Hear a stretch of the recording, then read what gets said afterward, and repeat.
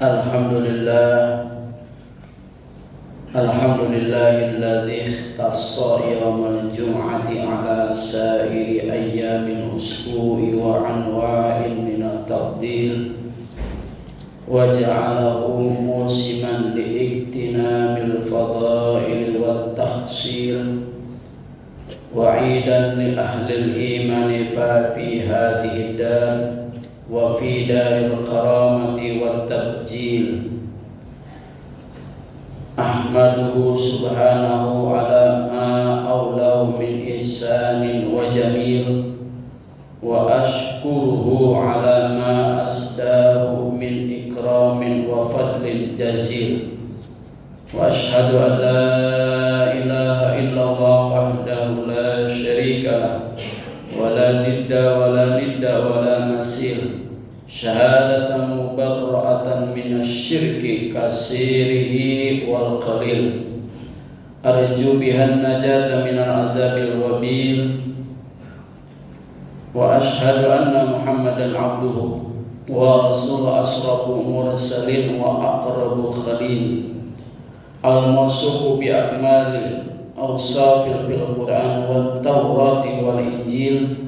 Allahumma salli wa sallim ala abdika wa rasulika Muhammadin wa ala alihi wa ashabihi wa amilhum Allahumma minka akmala ridan wa a'zama jazaa wa anta awsa'u mutafaddilin wa akramu munir. Amma ba'du, fa ya ayyuhal hadirun ittaqullaha haqqa tuqatih wa la tamutunna illa wa antum muslimun. Hadirin sidang Jumat rahimakumullah.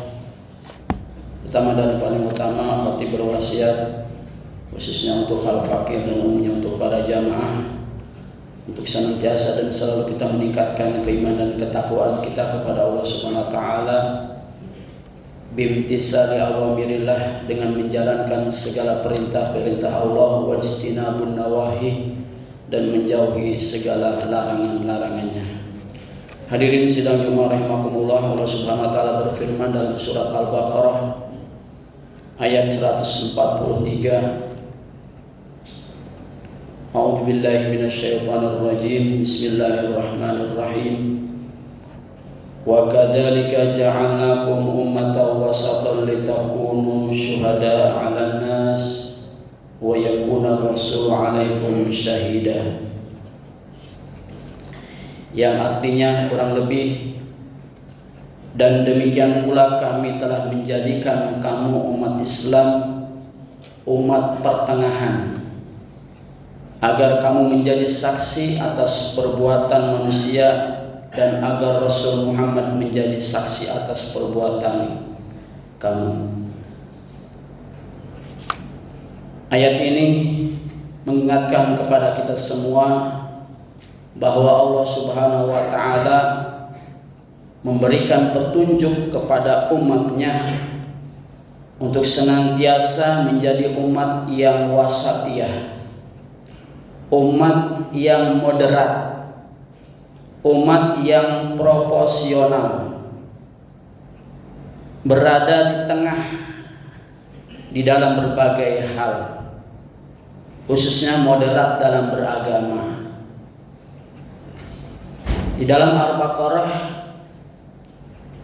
itu ada 286 ayat, dan ayat ini berada posisinya di tengah-tengah surat Al-Baqarah, dan isinya adalah menggambarkan, mengingatkan kepada kita untuk menjadi umatan wasata, umat yang moderat, umat yang proporsional, umat yang berada di tengah-tengah. Kalau dalam bahasa Indonesianya disebut wasit. Wasit itu posisinya berada di tengah-tengah, tidak ke kanan, tidak ke kiri, bersikap adil, bersikap moderat, bersikap bijaksana. Dan Allah memberikan petunjuk kepada kita. Allah menjadikan kita ini adalah umat pertengahan, umat moderat, atau dalam sekarang disebut dengan moderasi beragama. Dalam istilah moderasi beragama itu artinya bagaimana cara pandang, sikap perilaku beragama dalam mengejawantahkan esensi agama itu sendiri. Artinya agama itu sudah moderat. Cuman bagaimana cara pandang, sudut, sikap dan perilaku kita dalam beragama. Dan kita dilarang oleh Allah di dalam beragama itu jangan bersikap gulu, melampaui batas, terlalu berlebihan. Maka yang dinamakan wasatiyah itu adalah tidak ekstrim kanan dan tidak ekstrim kiri. Kalau ekstrim kanan ada orang yang menjalankan agama itu hanya berdasarkan hadis Al-Quran dan hadis. Ada yang ekstrim kiri, dia liberal. Maka kita diingatkan oleh Allah untuk menjadi umatan wasata, umat yang pertengahan. Di dalam beragama Allah Subhanahu wa taala berfirman, "Ya ahlal kitab la taghlu fi dinikum wa la taqulu 'ala Allahi illal haqq." Wahai ahlu kitab, janganlah kamu melampaui batas dalam agamamu dan janganlah kamu mengatakan terhadap Allah kecuali yang benar. Dan ini telah ada di dalam hadis Nabi, 3 sahabat Nabi yang mendatangi istri-istri Nabi. An Anas radhiyallahu anhu qala jaa salah satu rahtin ila buyuti azwajin Nabi. Ketiga orang ini mendatangi istri-istri Nabi untuk mencari tahu bagaimana keadaan ibadahnya Nabi. Kan ada ibadah yang kelihatan oleh umatnya, ada juga ibadah Nabi yang enggak kelihatan. Kemudian diceritakan oleh istri-istri Nabi ini begini dan begitu ibadahnya Nabi Muhammad SAW, dan menganggap ketiga orang ini bahwa Nabi itu ibadahnya biasa-biasa aja. Maka kemudian ketiga orang ini berjanji, wa qala ahaduhum ama ana fa usallaila abada. Saya berjanji akan sholat sepanjang malam dan tidak akan pernah tidur. Kata orang pertama. Kemudian orang yang kedua, wa ana asumu dahra abada wa la uftiru. Saya akan berpuasa sepanjang hari dan tidak akan berbuka. Kemudian orang ketiga, wa na'tajilu nisa fala atazawwaju abadan. Dan saya berjanji, kata orang yang ketiga, saya akan menjauhi wanita dan tidak akan menikahi para wanita. Maka diceritakan ini kepada Nabi, dan Nabi mengatakan, antumul ladina qultum kada wa kada. Mereka mengatakan begini dan begitu. Ama wallahi inni la ahsyakum lillah wa atqakum lillah. Kata Nabi, demi Allah, aku ini adalah orang yang paling takut kepada Allah dan aku adalah orang yang paling bertakwa kepada Allah. Akan tetapi asumu wa ubtiru, aku berpuasa dan aku berbuka. Wa usalli wa arqudu, aku sholat dan aku tidur. Wa atajawwajun nisa, dan aku menikahi wanita. Nabi mengecam ketiga orang ini yang ibadahnya terlalu berlebihan. Sholat semalam suntuk enggak tidur, kemudian dia puasa sepanjang hari enggak mau berbuka, dan dia enggak mau menikahi para wanita. Padahal Nabi adalah orang yang paling takut kepada Allah, orang yang paling bertakwa kepada Allah. Namun ibadahnya Nabi enggak sampai segitu amat.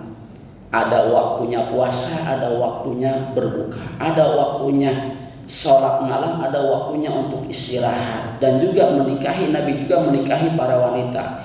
Ini di dalam kita beribadah itu tidak boleh kita berlebih-lebihan. Harus ada keseimbangan, harus proporsional.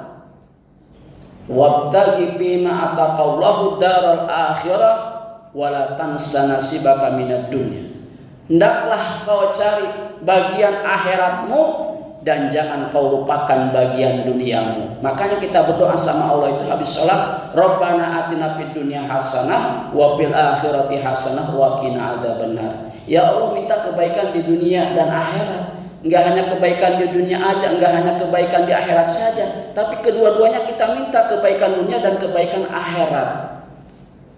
Itu dalam kita beragama, beribadah, kita tidak boleh bersikap terlalu berlebihan.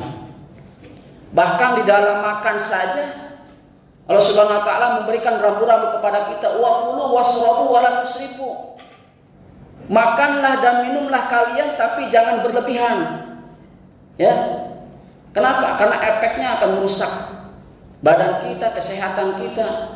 Boleh kita makan dan minum, tapi harus proporsional. Jangan berlebih-lebihan. Berpuasa juga nggak bagus, nggak berbuka. Begitu juga orang makan terus nggak bagus.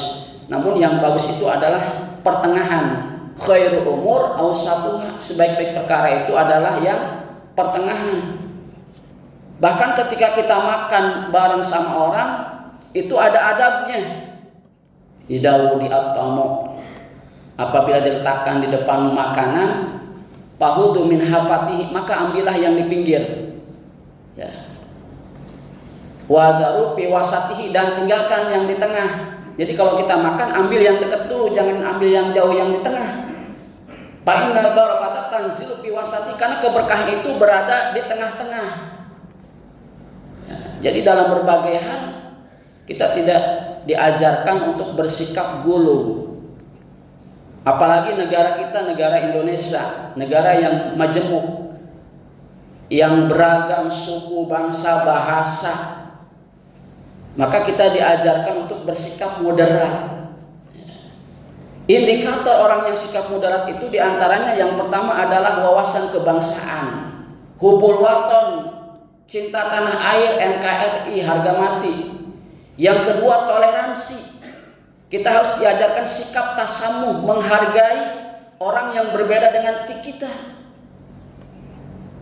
Kita kalau menengok negara-negara di luar sana, negara Uni Soviet yang tadinya negara adidaya, negara-negara besar, namun mereka hancur.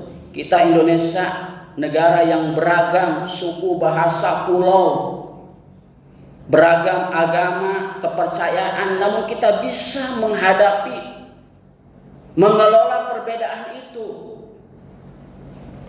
Bahkan kita hidup di masyarakat, tentunya banyak perbedaan-perbedaan. Namun bagaimana cara sikap kita untuk bersikap moderat? Harus bijaksana menghadapi semua permasalahan. Bahkan kita hidup berdampingan dengan tetangga kita, orang yang berbeda agama dengan kita. Kita harus bersikap tasamuh, menghargai, menghormati orang yang berbeda dengan kita. Kemudian yang ketiga, indikator moderasi beragama itu adalah tidak ekstrim, tidak radikal, intoleransi. Kita beragama itu harus bersikap inklusif, jangan eksklusif. Kita harus menghargai, menghormati perbedaan di antara kita. Kadang kita di rumah tangga saja kita berbeda. Dan bagaimana sikap kita? Harus saling menghormati dan saling menghargai. Dan yang keempat, indikatornya adalah menerima dan menghormati tradisi lokal budaya kita di masyarakat. Nah, hadirin sidang Jumat rahimakumullah, mari kita sama-sama di dalam kita berkehidupan baik di masyarakat, berbangsa dan bernegara, mari kita mengedepankan sikap bijaksana, sikap toleransi, sikap menghargai, sikap menghormati orang yang berbeda dengan kita. Bagaimana supaya kita punya sikap moderat dalam kita beragama? Maka diantaranya kita harus menambah wawasan, keilmuan dan pengetahuan kita. Kita sering yang salah itu kita merasa paling benar. Ibadah kita paling benar dan menyalahkan orang lain. Padahal kalau kita baca, belajar agama, maka kita akan terbuka wawasan kita. Kita bisa saling menghargai orang yang berbeda dengan kita karena kita paham agama. Kata Sayyid Abnas Al-Maliki, ar-rajul idza tasa'a ilmuhu wa fikruhu itasa'a sadruhu wa qala inkaruhu 'alan nas. Kalau seseorang itu luas ilmu dan pemikirannya, banyak membaca, banyak belajar, banyak referensi, maka akan semakin bijaksana dadanya, akan semakin terbuka hatinya. Wa qala inkaruhu 'alan nas, dan dia sedikit inkarnya kepada manusia. Hadirin sedang rahimakumullah, mudah-mudahan khutbah yang singkat ini mengingatkan kepada kita semua bahwa kita dilahirkan ke alam dunia ini, Allah jadikan umat ini adalah umatan wasata, umat yang moderat, umat yang proporsional, umat yang adil, ya, tidak ekstrim kanan dan tidak ekstrim kiri. Mari kita sama-sama mengedepankan sikap moderat bijaksana di dalam berbagai kehidupan kita. Bahkan di dalam kita beragama saja kita dilarang untuk bersikap gulu atau melampaui batas. A'udzubillahi minasyaitonirrajim. Bismillahirrahmanirrahim. Wal 'asr.